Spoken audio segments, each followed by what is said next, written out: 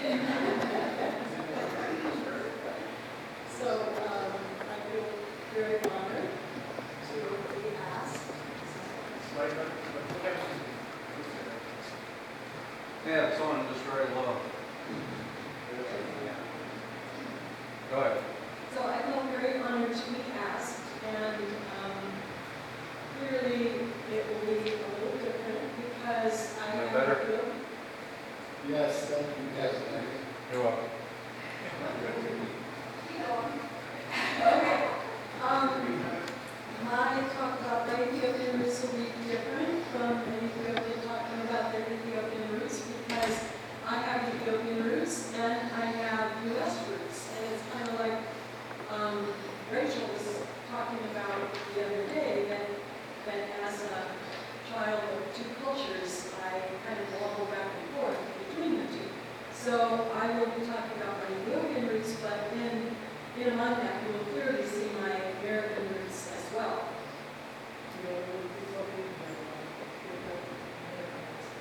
I will be talking about my Ethiopian roots in an American accent. And that is exactly what one of the major problems was for me when I came back to re-enter in the United States is I didn't look like I didn't belong, I didn't sound like I didn't belong, but boy did I feel like I did not belong. So that American accent really was a problem for me at different points in this journey. The journey with the Ethiopian root part.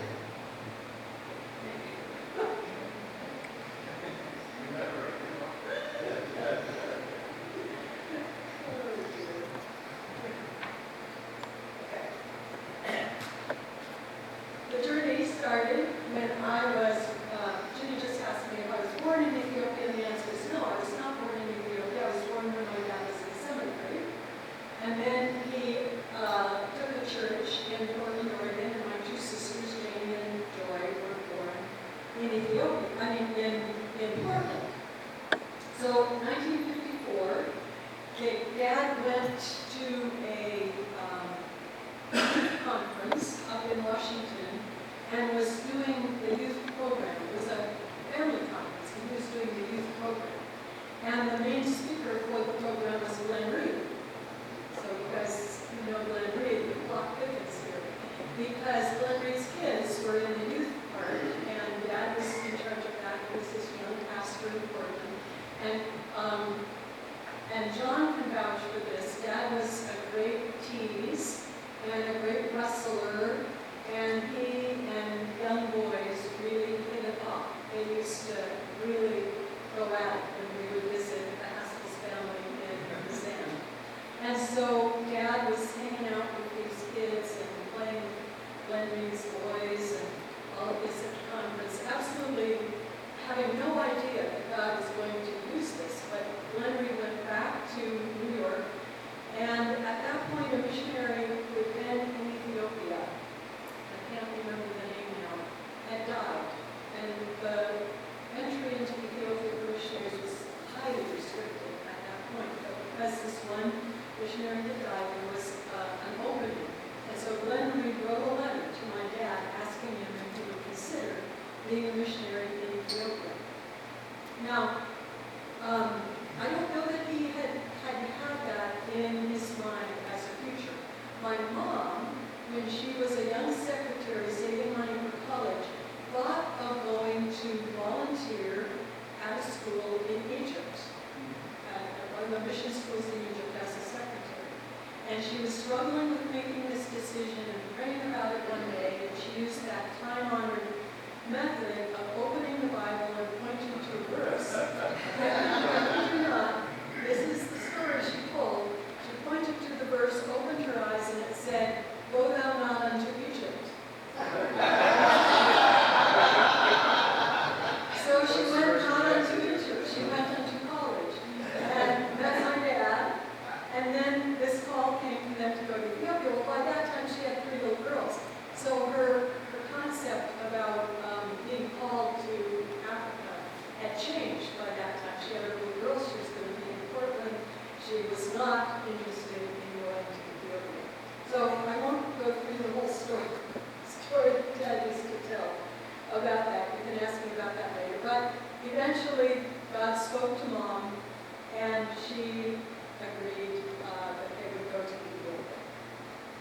got delayed. This visa that was supposed to be available was greatly delayed, and by the time it came, the little girls had gotten a little bit bigger, and Mom had gotten pregnant again. So in this picture, I want you to notice a couple of things. I want you to notice that I do not have a leash. Two rapscallion sisters have leashes, and my mom is about 7 months pregnant. We took the boat to England, and I think we were the first mission family. Maybe, I don't know, maybe we made history. But because Mom was 7 months pregnant, they were worried about putting her on a ship, sending her down around the Cape and up through the Suez Canal and through the Mediterranean, however it would have been.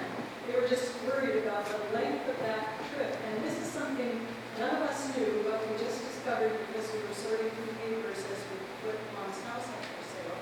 We discovered this raft of correspondence, all by hard copy letter, back and forth, trying to figure out Mom and Dad's trip to Ethiopia. And finally, they put them on planes, and the planes had their colored planes. They had to keep hopping down on their way down to Ethiopia to refuel. But there was so little plane travel in 1954 that, and children were not on planes.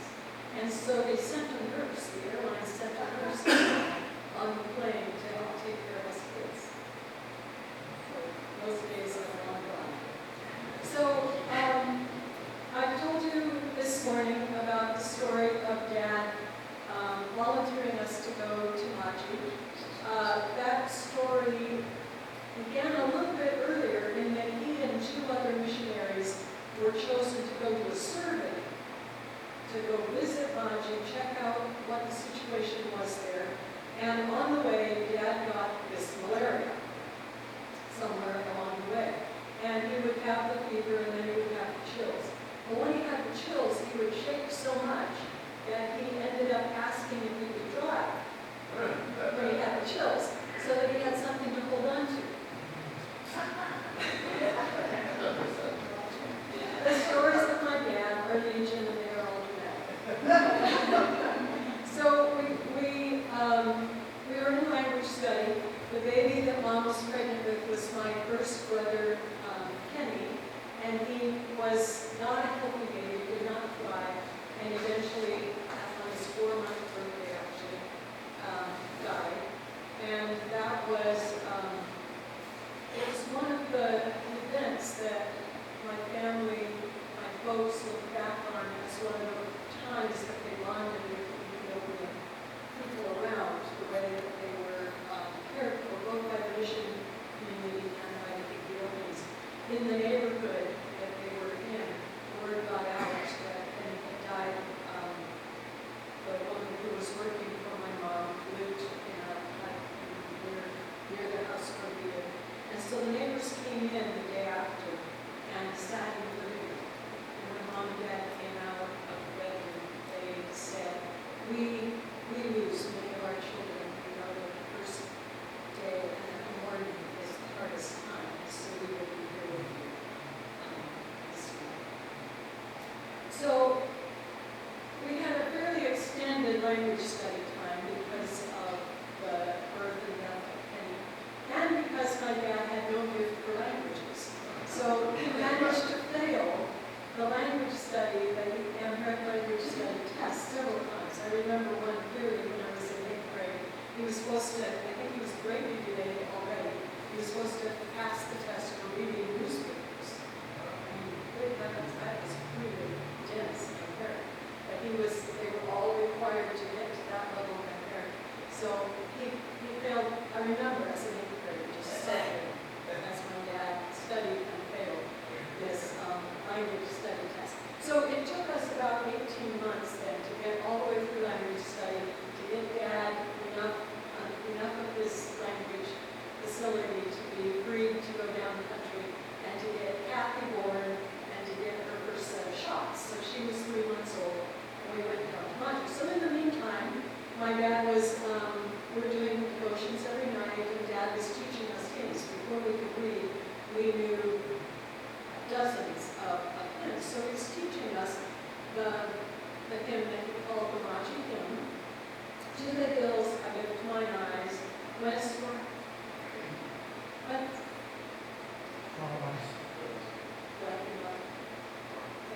You know, something about that. Oh, Charlotte was. So that was the Maji hymn. We were learning that as 4 and 5, and I was pushing 6. So we get down to Maji. I clearly remember landing on the airstrip in Maji. Planes circled around and chased off, or checked at least, to see if any wild animals were on the savannah right there, and then landed. And as it landed, I looked out the window, and these ostriches are fleeing off the side of the airstrip, and their feathers, of course, because of the turbulence of the airplane, their feathers are being, pushed up. So I said to my sister, look, your panties are showing. So this is the level of sophistication I had as we arrived in Maji. So we've been singing about the mountains, we've been singing about the hills. We have this long drive up the mountain, as John was talking about. It's like trekking. This was about 4,000 or 5,000 foot climb up to the mountains. It was 32 miles. It took a minimum of 6 hours. So the Jeep went at a crawling kind of pace up. So I don't remember that. I don't remember Daisy Russell made a welcome dinner for us. I don't remember about that. The next morning, we all got up, and Daisy Russell was feeding us breakfast, and all of a sudden, Dad, who's been all engaged in conversation, realizes that the kids have disappeared. And he thinks, oh my gosh, they're lost somewhere, they're disoriented, they don't know where they are, where are my girls? And he runs outside and finds us standing on the escarpment, the edge of the mission compound there in Maji. We knew there were going to be Maji Mountains. We went outside to look for the Maji Mountains, and here we are on the Maji Mountains. And so Dad comes dashing up to us, all worried, and what are you kids doing? Are you okay? And my sister Jane, she goes by Jane now, I still call her Jane most of the time, says to him, we're lifting our eyes to the hills. That was level persons. So she's H4, and she got it. We're lifting our eyes to the hills. So the Maji Mountains, the compound looks out over toward the west. So every day the sunsets were just dramatic and beautiful. Sometimes just gorgeous. It's 8,500 feet. The fog would roll in over the gap and into the valley and up the hill and over the compound. The wind would blow. We had cedar trees around the house. You would hear those trees humming in the night. It's just a beautiful, beautiful, beautiful place to go out. Dad put grinding mill down at one waterfall. We put a ram to pump water up to the compound down at another waterfall. They always needed repair. Whenever we went to repair the mill or the ram, he would call us and, do you want to go with us? We always wanted to go with him. We'd run down the waterfall. We'd play in the stream while Dad fixed the mill. We would sometimes there were these little trails through the brush that we would see that were the wild pig trails, and we would go crawling along them, and then we'd think about wild pigs and all like that. We just had this wonderful, wonderful, idyllic kind of childhood running around on the Maji.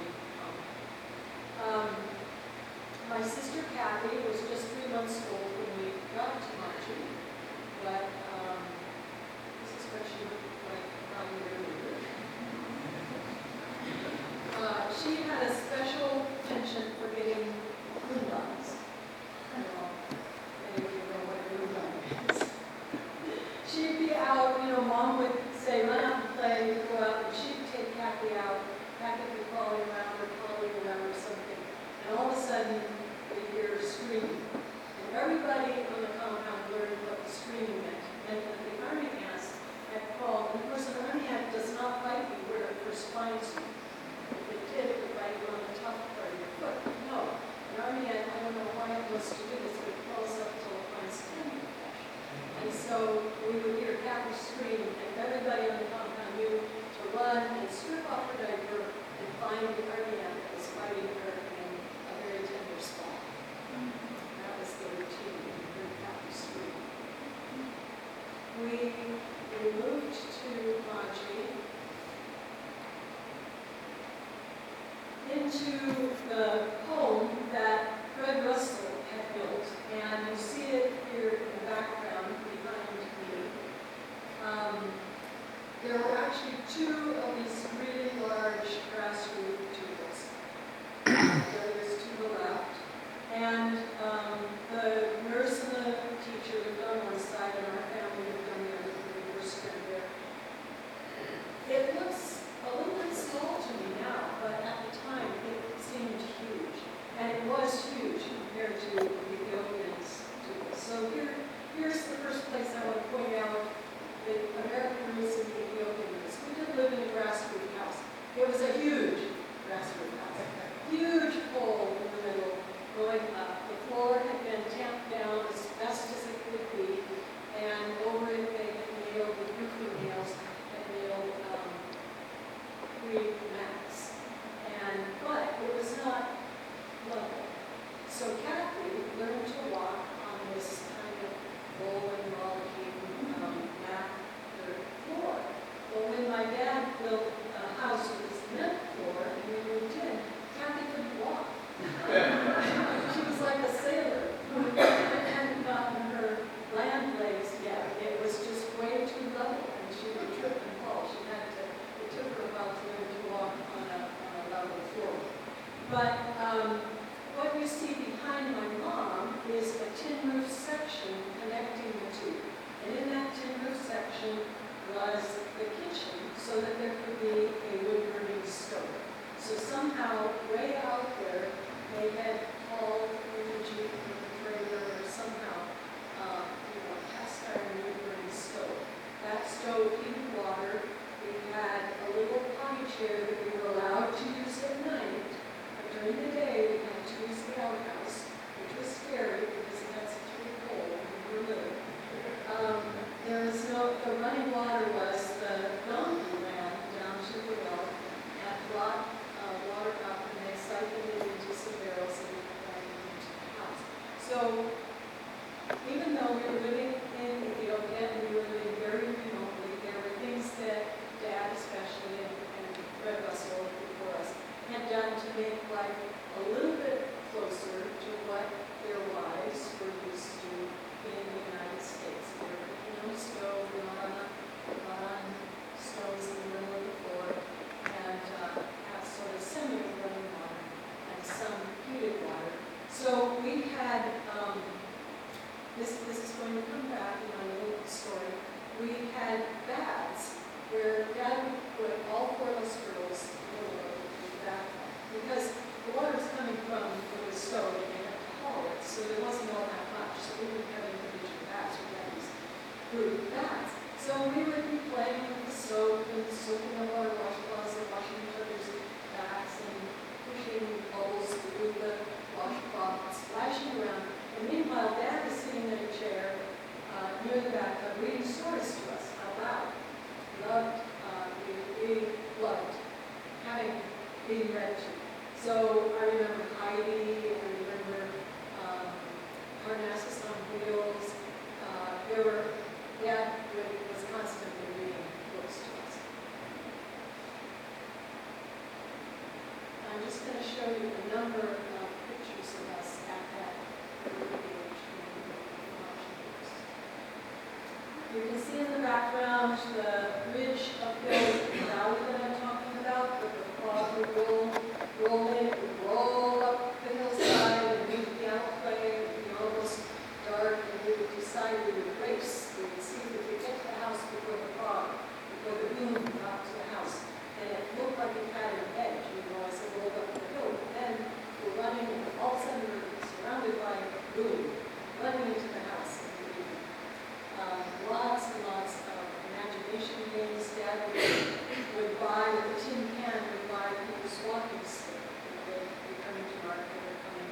tell something to Mom and Dad. I had this wonderful shiny walking stick. So Dad would buy us walking sticks and we would gallop around the compound. There would be our horses and we would be under the cowboys. There was one story that Mom read to us called the Moffats and how they grew. Everybody in the rest of you had that one. And in that, the children play a game called Cops and Robbers. They were like, that's a game we never played. Well, we thought we were hearing, because we never heard the word cop, we thought we were hearing the word cop. Cops and Robbers, no, that makes sense. Cops and Robbers, we don't know what that is, but Cops and Robbers, you know what, we rob cars. So Joy would be the farmer, and she would have a pile of grass. And this would be the crop. And Jane and I were convinced that that was the best role, best part of the game was to be the farmer with the crop. And Jane and I would steal the crop, which of course would make Joy upset at the end of the game. But anyway, this is another example of this hybridization of our childhood, where we're reading a story set in the United States about cops and robbers, and we just make it our own cartoons of cops and robbers. But Janie and I turned into great readers, and we're soon reading our own books. We had an idyllic childhood. This is the mill that Dad harnessed to run. This is the waterfall that Dad harnessed to run the mill. The Italians had blasted a channel with this in mind, apparently, in the hillside. So Dad ran the pipe from the top of the waterfall down to that, blasted out the channel down to the bottom. But the water would come out with great pressure and hit the pump wheel and turn the mill. And then at night, we hooked it up to a generator so we had electricity. When I was younger, we had kerosene lamps. He stood at the top of this waterfall. He had to get the wire from the compound down to the bottom of the waterfall. He stood at the top of this waterfall, tied the wire onto a hammer, and threw it over. So that was his high-tech way of running the line down to the mill. His foreman, who ended up running the mill, was the son of the chief. And the chief was not allowed to touch grain. It was one of the taboos. But as he became a follower of Jesus, he then grabbed the mill. So that was an interesting piece of Christianity and culture.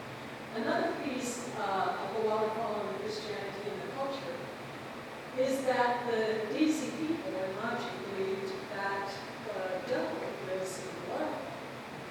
So this piece of land, and it really is huge, huge. I had no idea as a child how big it is now.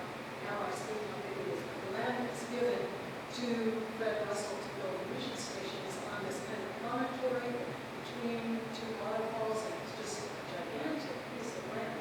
Well, it turns out that now I find out the reason it's given to the missionaries is because the devil is in the waterfalls. He wants land that is in between two waterfalls. Plus, if we give this to the missionaries, to these Protestants, there's a very strong Orthodox church in town. No one will ever come out to hear the message. So we're giving this haunted land to these unsuspecting missionaries and let them have at it. Let them build their houses, let them build their church. They'll be isolated out there in between the waterfalls. Well, my dad and mom did not know that, and the waterfalls were a wonderful place to have a picnic. So we would pack up, sandwiches and stuff and go trotting down to the waterfall and have picnics until Dad got wind of the fact that people were saying, there goes the missionary and his wives, and the nurse and the teacher, the single women who were there with us. There go the missionary and his wives and children down to the waterfall to worship the devil. So that was the end of the picnics down at the waterfall. There's something wrong with that on several levels. So we had this wonderful imaginative childhood. We made games out of everything you can imagine. Here we are out by Dad's, we called it the magazine, the shop, and they were building wood, and so the sawdust of the wood was food for the teddy bears, and so we're cooking something, I guess. My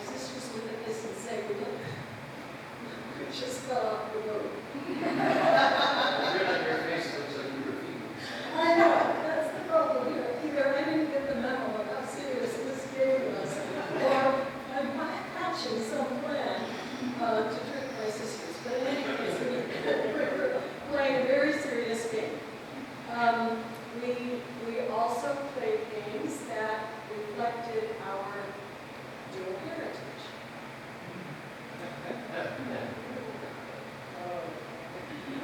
So, you know, of course, what games do you play? Another very engaging game we used to always play is that one of us was the nurse, and one of us was the teacher, and one of us, the third one we always came up with was a school, was a storekeeper. And of course, we're going to get a theme here.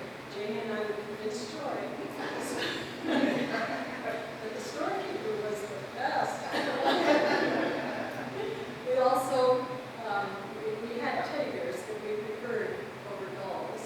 And here is an interesting picture of Jane with her teddy bear.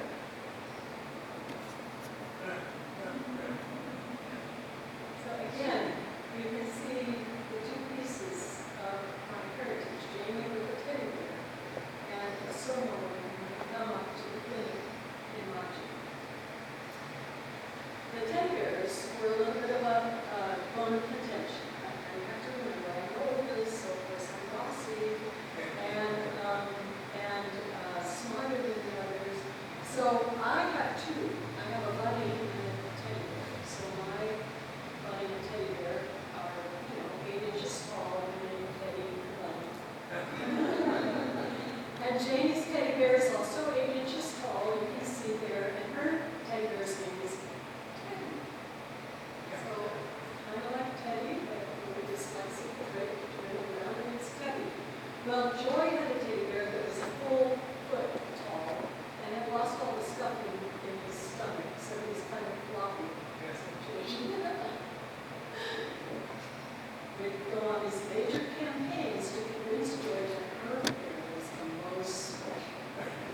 It didn't have a name, it didn't have stuffing, but oh boy, was it a special bear. Here's another interesting episode that makes me cringe a little now as I look back at it. My grandmother and grandfather first came out to Maji when I was 8 and Jamie was 6 and Joy was 5. And somehow in that process, and I do not remember how this came about, but we heard about hobos. Hobos are part of our American heritage. And so we decided we needed to have a hobo picnic. And in order to have a hobo picnic, I was just thinking, boy, these girls are really weird. In order to have a hobo picnic, we had to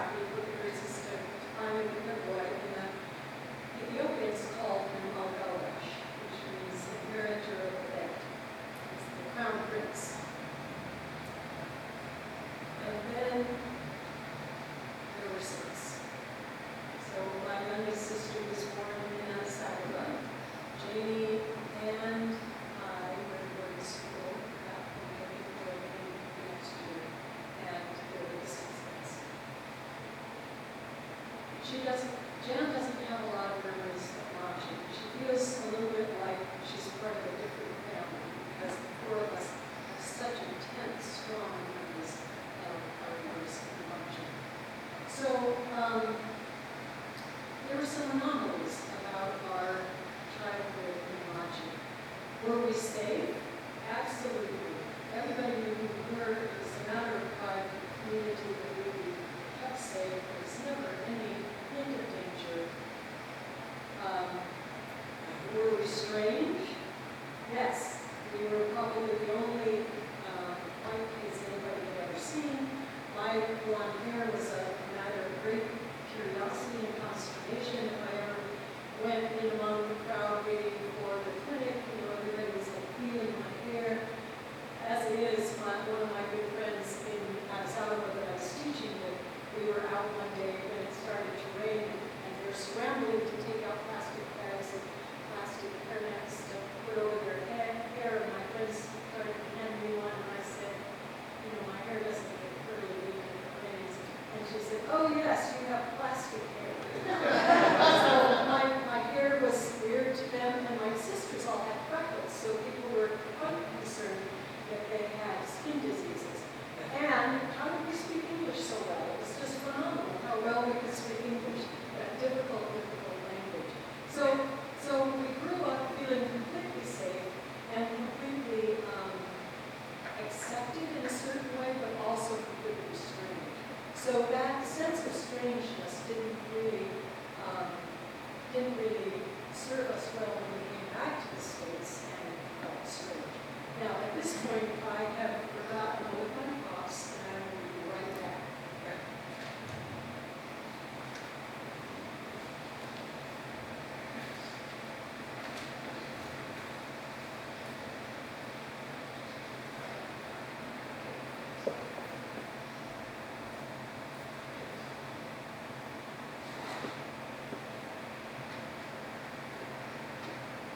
Okay.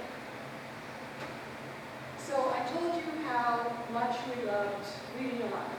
When we were young, Dad would read aloud to us in the bathtub, and when we were in bed, and Mom would read aloud to us before nap time.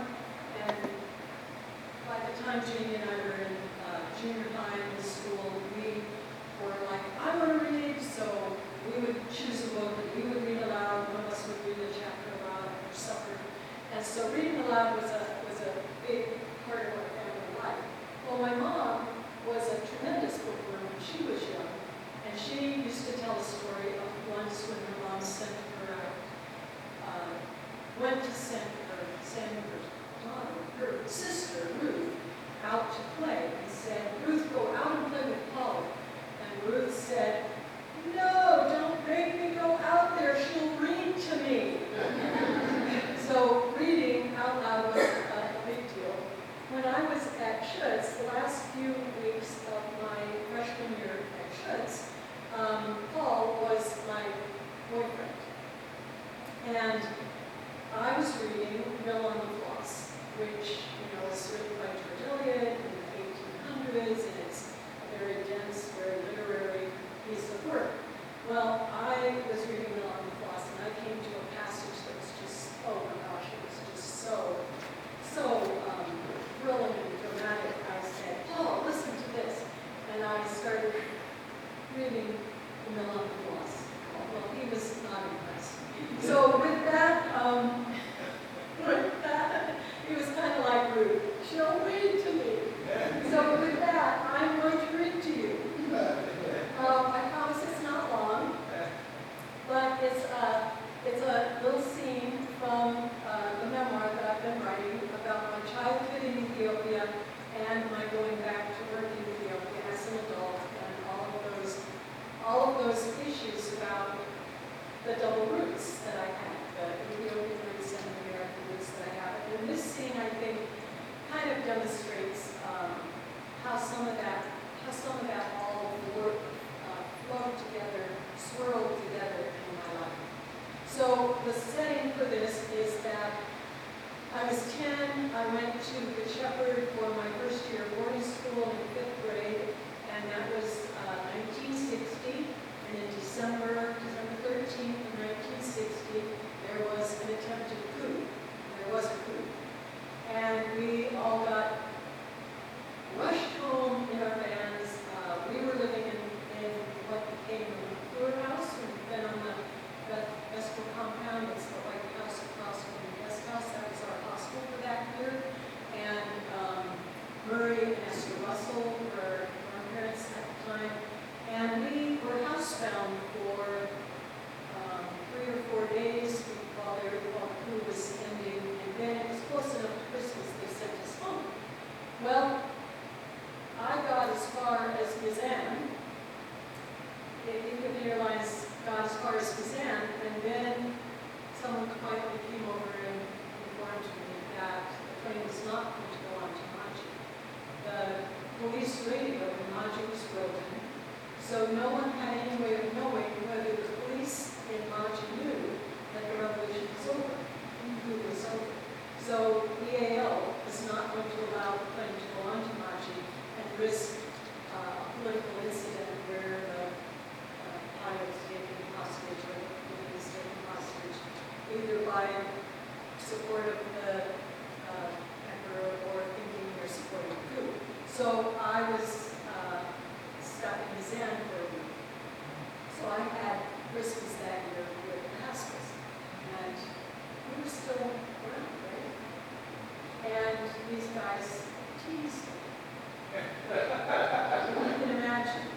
I remember, I clearly remember sitting in a big, easy chair reading, and John and Chuck kind of sneaking around behind the chair, I don't know, pinching me or tickling my foot or something like that, and then ducking back behind the chair. It's like, I didn't have any brothers. I didn't know boys behaved that way. It's like, what is this? I'm reading. I'm reading. So, that has just happened, and I'm home for a few weeks before going back to boarding school. So that's the background of this. One day at home after the coup, Mom opened the kitchen door and with a cloud of steam and honey, swished into the dining room in her full skirt. Clean off the table and set it for lunch, she said.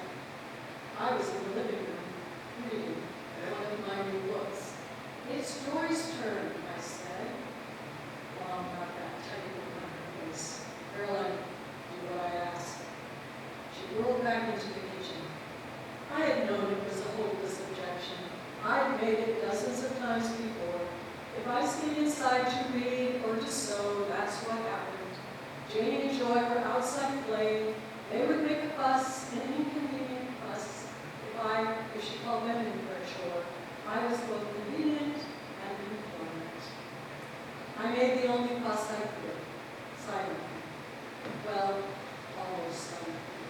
I banged the plates onto the table just a little harder than necessary. My sisters, when we got older, said, "You must be adopted. You don't have freckles, you're blonde, and you're good."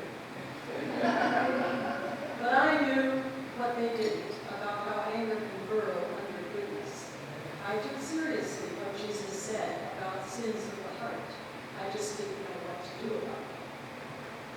Before lunch that day, we sang another Maji hymn as a blessing for the beauty of the earth, for the glory of the skies. I peeked out at the sleeping giant hills and the big gray tupils. Unlike Mom, I didn't mind that the tupils interrupted the view.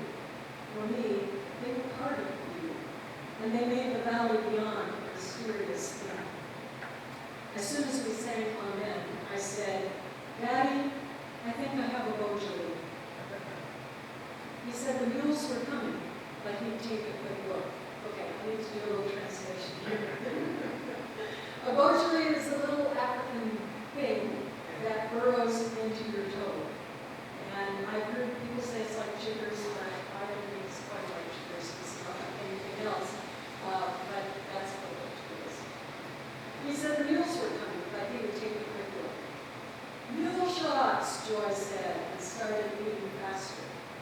Low-fat tsetse flies, Veda's horse flies, carried sleeping sickness. A tsetse fly's sting itself felt like a shot, but the version of sleeping sickness they carried only infected animals. Without treatment, the mules that transported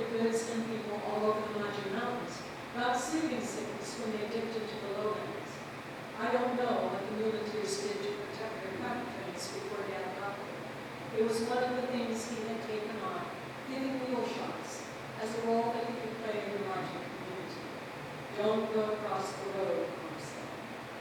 The other girls finished, asked to be excused, and ran out to see the news. Dad sat in the platform rocker. He lit a match and ran a needle through the flame, precise and methodical as always. Its tip turned iridescent blue with red and heat. Let's see what you've got. I lay face down on our new green rug, my chin on my hands and my foot up between Dad's knees. Cement dust tickled my nose. I loved the peculiar itch of a rosary, deep and intense. It made me want to grind my teeth. Scratching at the calluses on my toe didn't reach into where it came from. The point of the needle poked a spot in the corner between my flesh and my big toe. I loved that gentle poking of the needle. I loved Dad's hand on my foot. His life was packed with big challenges and important work. As his oldest, it was my job to lead the others. We had to have a big vision too, and accept that Dad had more important things to think about than our bumps and bruises or our feelings. I tried not to make him feel guilty by asking for something he couldn't give. But Mom didn't do rotaries. Splinters and rotaries were fair game for Dad's attention. Yep, he said, his thumb was firm on a white arch near my foot. His fingers curved over the top. He squeezed my toe. Big egg sack. He could squeeze harder. Oops, I think I broke it. Hold on. He stepped over me on his way to get the alcohol. I rolled over and looked. A little cavity had been eroded near my toenail. Eaten, I suppose. It held clear fluid with white specks swimming around in it. No blood flowed when the rotary infection was opened. But if Dad left some of those eggs in my toe, they'd hatch, and another rotary would set up house beside the first. Sometimes Ethiopians came to the clinic from out in the countryside where there were no needles, with their feet infected and swollen, with rotary colonies, one behind another. Dad came back. I rolled over and held my foot up again.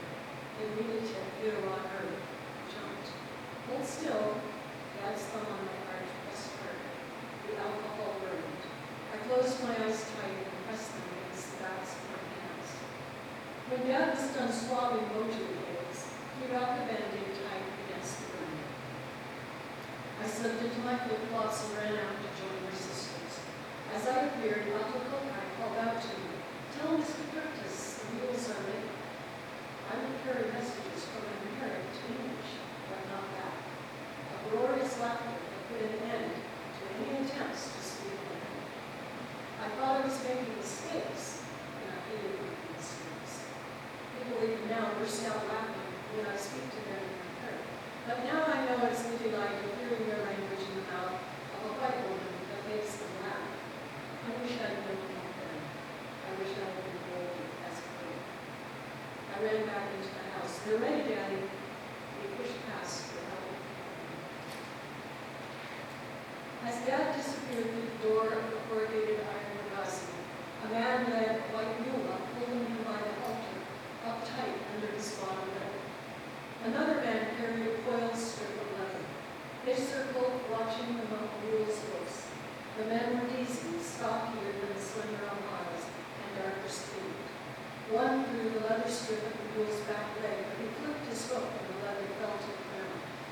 The man gathered up the strap and flung it again.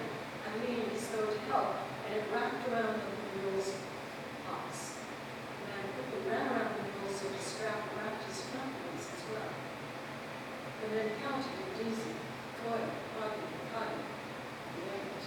The mule fell with a thud that J.P. Joy and I felt 20 feet across the road. Joy cheered and clapped her hands. The smell of men sweating, the smell of grassy mule breath wafted to us in the tropical sunshine.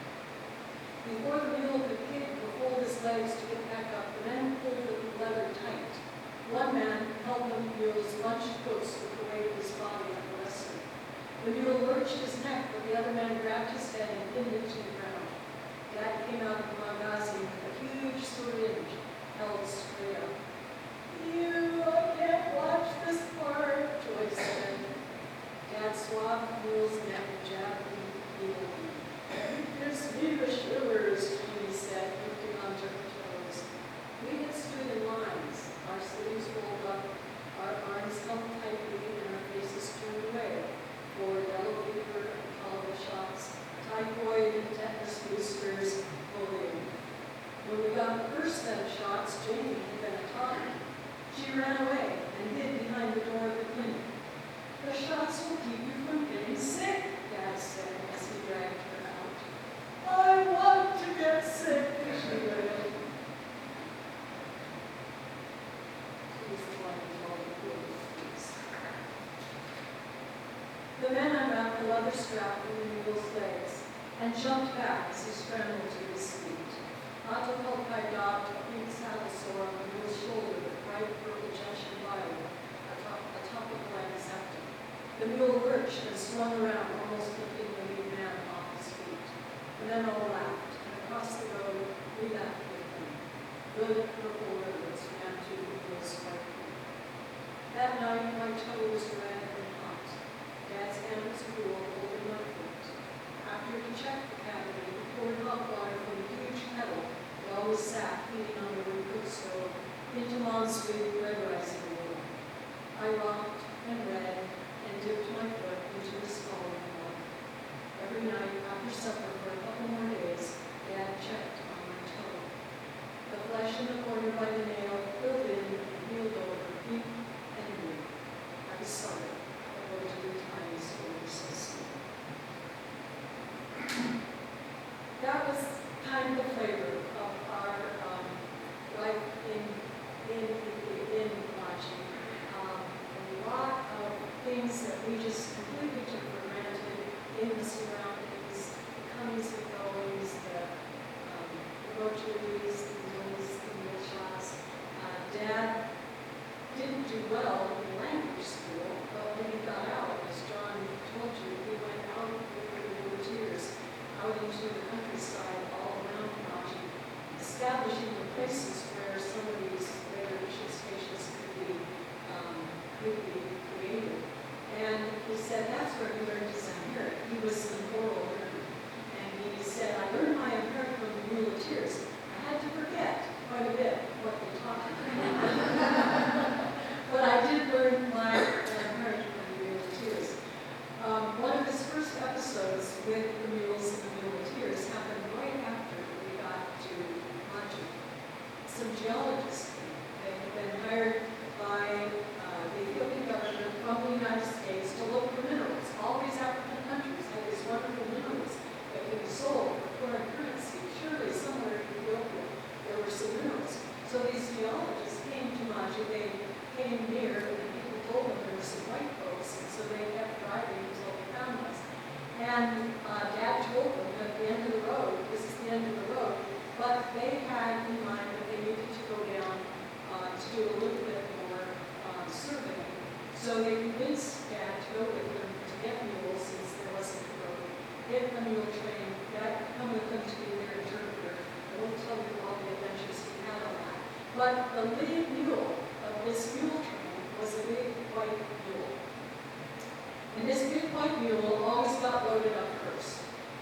The guys would load him up, strap him on, pull those straps tight, they would brace the foot against the stomach of the mule and wrench those straps, and the mule would grunt and let out air was holding, and they would get that thing strapped. Well, the first day they got this big white mule all loaded up, and then turned to load up the next mule, and the big white mule lay down and started trying to rub the pack off his back.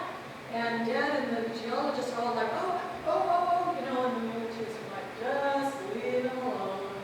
And so the mule lay there while they loaded up all the other packages, got all the other saddles on the mules. And then all the muleteers came over and loudly hoisted the big white mule onto his feet and kicked him and swore at him until he finally lurched forward and started down the trail. And all the other mules followed. Well, this was the system. Every morning, this is how the mule train got started. Read up, load up big old white mule, watch him lie down and try to roll up, and then get everybody else ready, hoist him on his feet,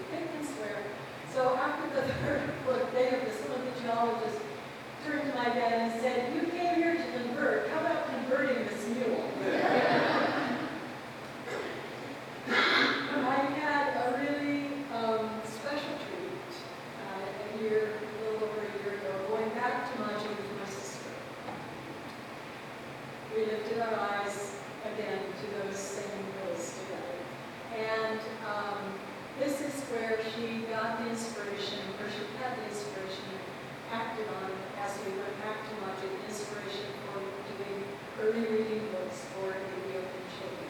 So the artists that went with us on that trip did some artwork. They also then did a seminar, an art class with children from 3 different schools in Addis Ababa when they got back to Addis Ababa, and that was the basis of our very first book, the art that these children did in Addis Ababa. It was very, very special to go back there with her. I don't know if we'll ever have that chance again, but I will always treasure that time. So now you know that I have been, I've had another calling regarding Maji overtake me. There never have been any aid agencies of any sort, any NGOs, indigenous or international operating Maji missionaries have been the only ones.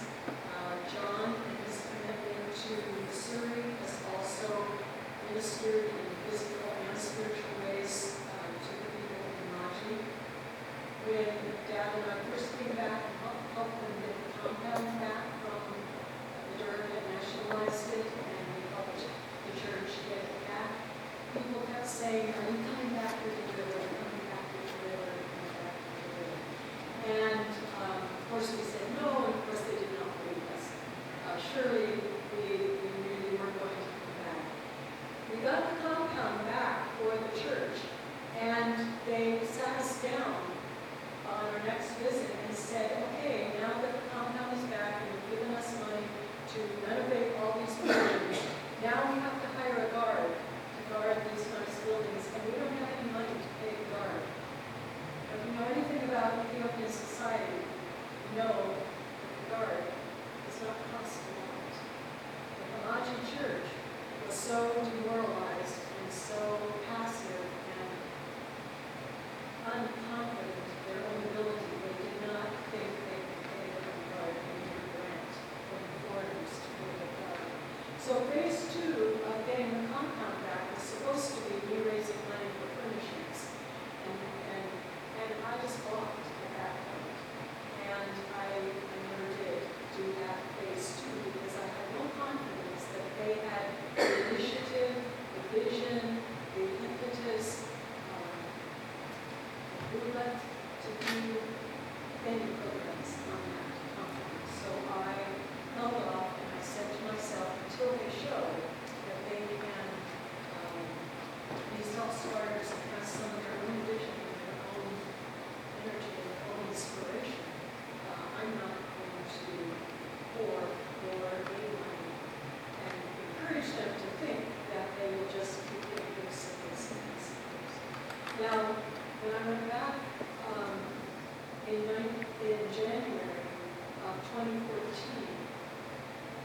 Dad had died about 5 years before, and there had been quite an outpouring of gifts given to PFF in memory of him. And PFF had said to me, "You and your sisters decide what you have done with this," and my sisters all said, you know more about what should be done. So I talked to the Maji people and I said, there's a number of things that can be done. We talked about starting a kindergarten. We talked about building maybe a bigger town church. We talked about a number of things. You decide, and this will be our gift to Maji. So it took them a number of years to talk about this, but they decided to build a church in Maji town. Now, a little church had been built before in the late 60s.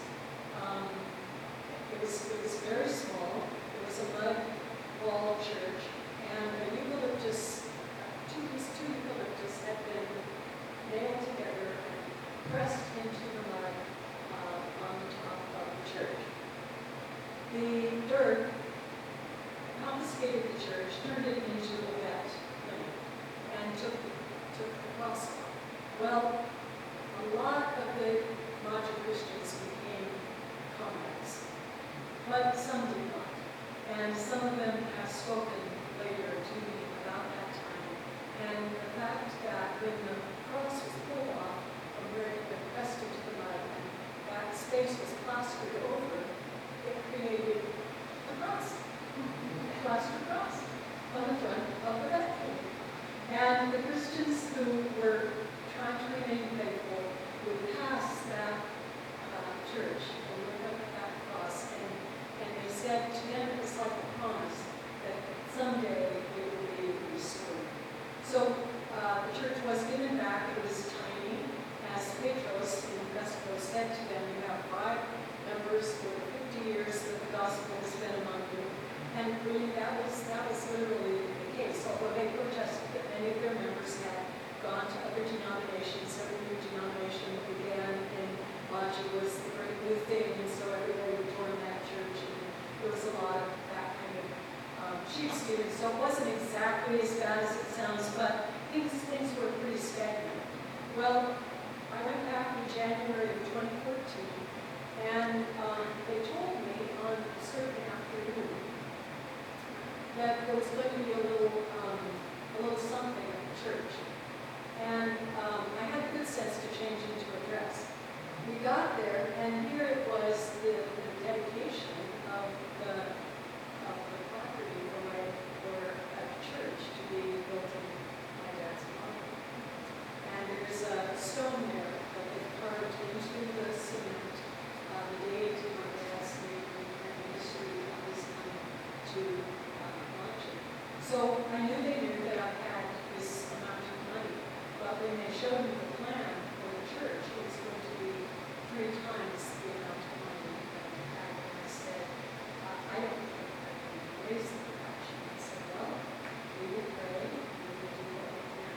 So that afternoon, they had many of the, it was probably 3 or 4 of the older people who had been in Maji when I was a child, stand up and talk about those days. Dr. Isaac was there, and a couple of the older men standing up and talking about the days when the missionaries were there, and the days when the communists took the church, and telling some of those different stories to the younger people that were there. And then, to me, so far, it felt like something that could be out of my American part of my roots. Well, then it turned into something that could only have been out of my Ethiopian roots. It turned into a fundraiser, kind of like an auction. And people in the crowd, it wasn't a huge crowd, maybe 40 or 50 people, began committing what they were going to give to the building of this church. Now remember, these are the people that have been in guard. And people were standing up and saying, I have a job, I'm getting a month's salary. Now this is all above the tithing they already do. I'm getting a month's salary. His wife would stand up and say, I also have a job, I'm getting a month's salary. A student stood up and said, I don't have any kind of work, I don't have any money, but I have a sack of rice that I've been given for my food for being a student. I'm going to donate that rice. People stood up and donated cows, they donated sheep, they donated money. By the time they were done, they had almost donated the equivalent of what my dad's I was totally astounded, The church that Dad planted, that Dad struggled with, and suffered over because he didn't know when he was there either, had finally got the spirit and began to grow. The next time I came to Maji, it was Ethiopian Christmas. And I was in the guest house, one of the houses up there at the mission compound, and I woke up on Ethiopian Christmas morning hearing music, very soft female voices, very soft, kind of comfortable. And I really, for a minute, as I woke up, thought I was hearing Christmas angels in that happy state. And I didn't know what it was. It was women softly in the room next to me practicing for the church service later that day. A woman who had been the slave or the servant of the local cottage had come to faith. And she had begun, she's an illiterate woman, she had heard the stories that they told in their sermons in church, and she had started writing music in the style that the tradition is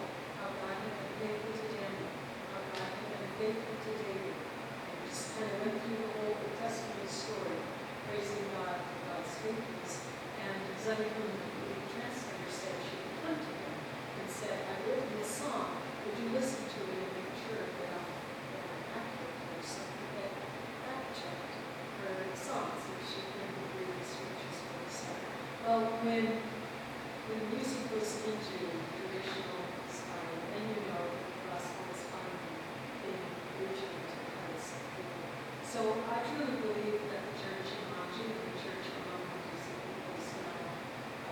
is now being rooted in that culture. This little church, the Guard, now has stronger churches out of some of these other others. For the first time, they're doing that multiplication that the Congress does.